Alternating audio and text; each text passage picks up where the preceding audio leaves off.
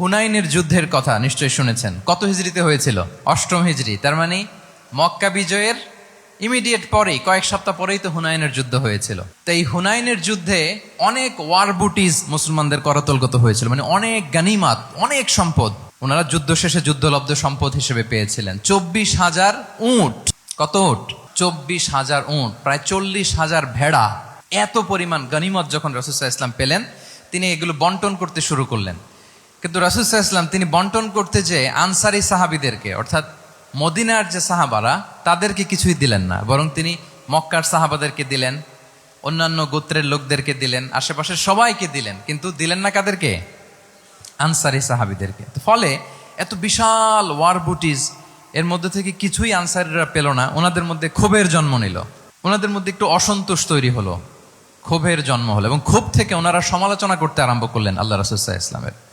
এবং সমালোচনা করতে করতে এটা এমন পর্যায়ে চলে গেল, এক পর্যায়ে তারা বলতে আরম্ভ করলো যে আমরা ওনার জন্য জান দিলাম, জীবন দিলাম, আজকে উনি এত সম্পদ পেয়ে সব নিজ এলাকার লোকদের মাঝে বন্টন করে দিল, এটা কি ঠিক করলো উনি? আল্লাহ তাআলা আল্লাহর নবীকে ক্ষমা করুক, আল্লাহ তার রাসূলকে ক্ষমা করুক।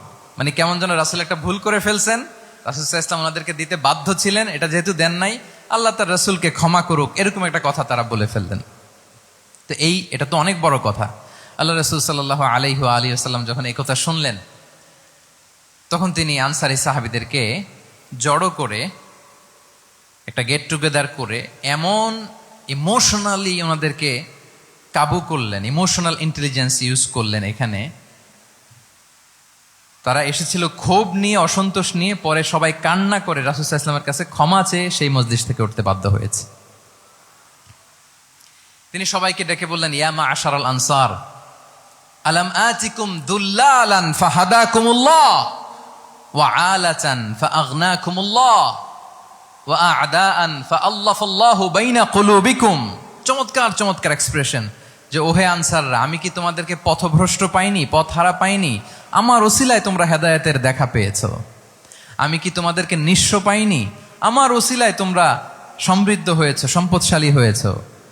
আমি কি তোমাদেরকে যুদ্ধরত অবস্থায় পাইনি? আউস খাজরাজ তোমরা তো ফাইট করতেছিলে ইচ আদার, আমি যে তোমাদের মধ্যে সম্প্রীতি আর ভালোবাসার মেলবন্ধনে তোমাদেরকে একত্রিত করে দিলাম। আওয়াজাতুম ফি আনফুসিকুম ফি লুআআতিম মিনাদ দুনিয়া, আর দুনিয়ার সামান্য কিছু জিনিসের কারণে তোমরা মনে কষ্ট পাচ্ছ, যেটা দিয়ে আমি কিছু মুসলিমদের হৃদয়কে আকৃষ্ট করছিলাম। তা আল্লাফতু বিহা কওমান লিউসলিমু ওয়া ওয়াকালতুকুম ইলা ইসলামিকুম, আমি কিছু মুসলিমদেরকে এগুলো দিয়ে তাদের হৃদয়টাকে ইসলামের প্রতি আরো অ্যাট্রাক্টেড করতেছিলাম, আর তোমাদেরকে তোমাদের ইসলামের উপরই আমি ছেড়ে দিয়েছি। আমি জানি আমার আনসাররা, তাদের হৃদয়ে যে ইসলাম আছে এটাই তাদের জন্য যথেষ্ট। আমা তারদাউনা আইয়াযহাবান নাসু বিশ-শাতি ওয়াল বাঈর ওয়া তারজিউনা বিরাসূলিল্লাহি ফি রিহালিকুম। Won't you be happy that people go back to their country with sheep and camel, and you go back to your country with Rasulullah? Allahu Akbar। তোমরা কি এতে খুশি হবে না? মানুষ উট আর ভেড়া নিয়ে তাদের এলাকায় ফিরবে, আর তোমরা আল্লাহর রাসূলকে নিয়ে তোমাদের এলাকায় ফিরবে। এরকম একটার পর একটা ইমোশনালি রাসূল সাল্লাল্লাহু আলাইহি ওয়াসাল্লাম যখন আনসার সাহাবীদেরকে কাবু করতে লাগলেন, ওনারা এমনভাবে কান্নার রোল জুড়ে দিল, এমনভাবে অনুতপ্ত হলো, কাঁদতে শুরু করলো। পরে এরা বলতে আরম্ভ করলো, আমি তো 2-1 বাক্য বললাম, লম্বা চূড়া মন মাতানো বক্তব্য, হৃদয় স্পর্শী বক্তব্য। তারা বললো, ইয়া রাসূলুল্লাহ, আমরা শুধু আপনাকে পেয়েই খুশি।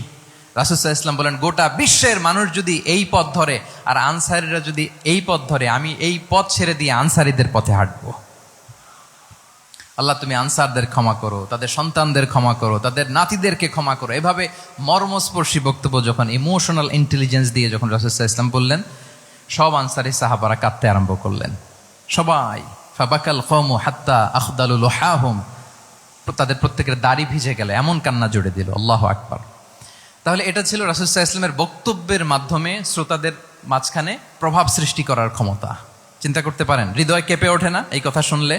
Won't you be happy people go back to their home with sheep and camel, and you take the messenger of Allah with you? মানুষ ছাগল ভেড়া নিয়ে ফিরতেছে, তোমরা তো আল্লাহর নবীকে নিয়ে ঘরে ফিরতেছো। আল্লাহু আকবার।